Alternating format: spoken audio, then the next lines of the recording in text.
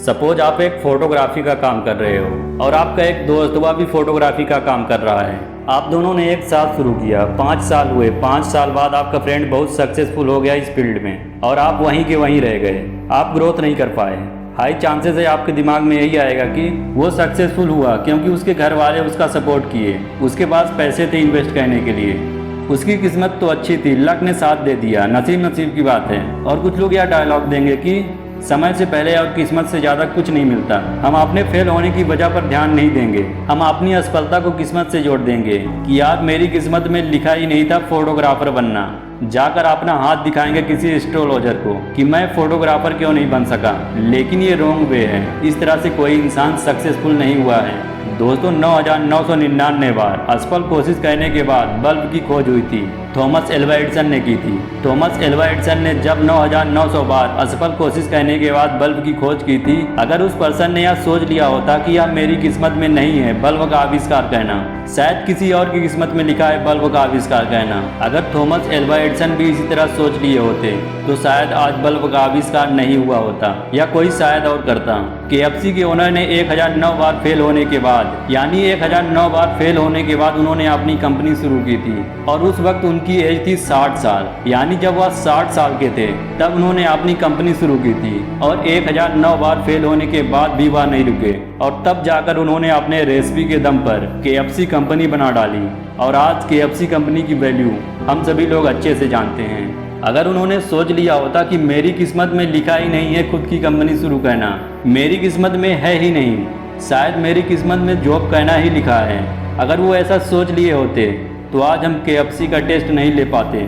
2 friend अगर कोई काम स्टार्ट किए हैं तो एक के सक्सेस से दूसरे को जलने के बजाय ये सोचना चाहिए कि आखिर मेरे उस फ्रेंड ने ऐसा क्या किया जो सक्सेस हो गया, ऐसा क्या है जो उसे आता है और मुझे नहीं, उसमें ऐसा क्या खास है जो उसे सक्सेस बना दिया और मैं अभी भी वहीं का वहीं हूँ। आपने कभी ऐसा देखा होगा, 2 पर्सन इंटरव्यू के लिए जाते हैं, एक बंदा इंटरव्यू के लिए मजे मजे में जाता है और दूसरा जो सीरियस मूड में जाता है इंटरव्यू की अच्छी सी प्रिपरेशन करके, लेकिन जो बंदा सीरियस होता है उसका इंटरव्यू क्लियर नहीं होता जबकि दूसरे का हो जाता है। ऐसे में दूसरे बंदे के दिमाग में आएगा कि भाई ये सब किस्मत का खेल है, उसका इंटरव्यू क्लियर हो गया मेरा नहीं हुआ, ये सब किस्मत का खेल है, किस्मत में जो लिखा है वही होगा। ऐसे में हमें क्या कहना चाहिए, ऐसे में हमें ये समझने की कोशिश करनी चाहिए कि आखिर उसने ऐसा क्या किया जो मैंने नहीं किया। हो सकता है वो बिल्कुल मजे में गया, उसके ऊपर इंटरव्यू का कोई प्रेशर नहीं था और आप बहुत प्रिपरेशन करके गए, आपके ऊपर इंटरव्यू का इतना ज़्यादा प्रेशर था कि आप उस प्रेशर को बियर नहीं कर पाए।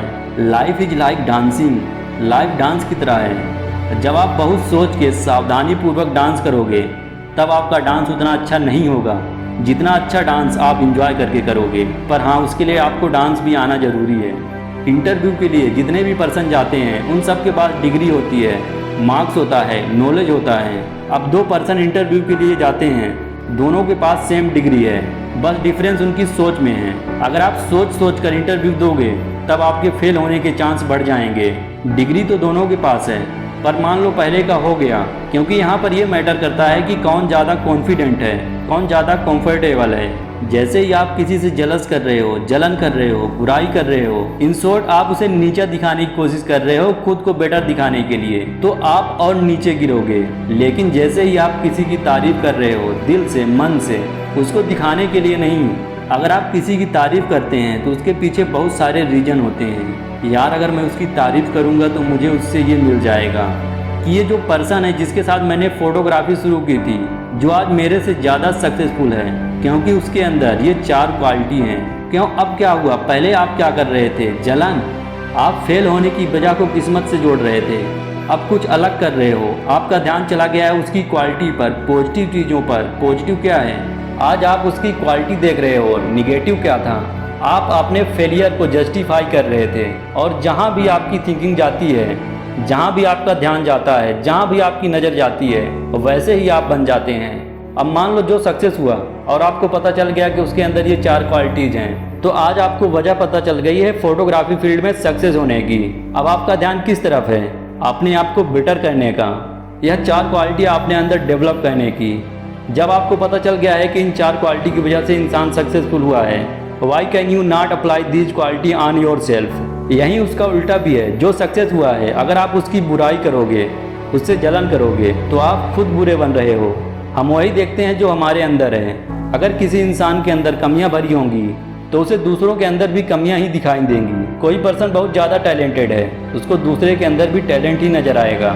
मान लो कोई इंसान बहुत ज़्यादा फनी है, इंटरटेनर है, वह किसी भी बात पर जोक क्रैक कर सकता है, उसको दूसरे पर्सन में भी वही दिखेगा जो वो खुद है।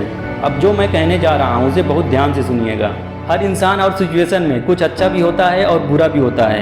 ये आपके हाथ में है कि आप क्या देखते हैं। बुराई देखकर जलसी करके अपने आप को नीचा दिखाना है या फिर क्वालिटी देखकर अपने आप को हर दिन बेटर बनाना है। जैसा आप दूसरे पर्सन में देखोगे वैसे ही आप बनते जाओगे। जो देखते हो आप वही बनोगे, ये तय है। इसलिए बेहतर यही है कि निगेटिव चीज़ों को देखने के बजाय पॉजिटिव चीज़ों की ओर देखो और हर दिन अपने आप को बेटर बनाने की कोशिश करो। थैंक यू वेरी मच, आपने मुझे समय दिया।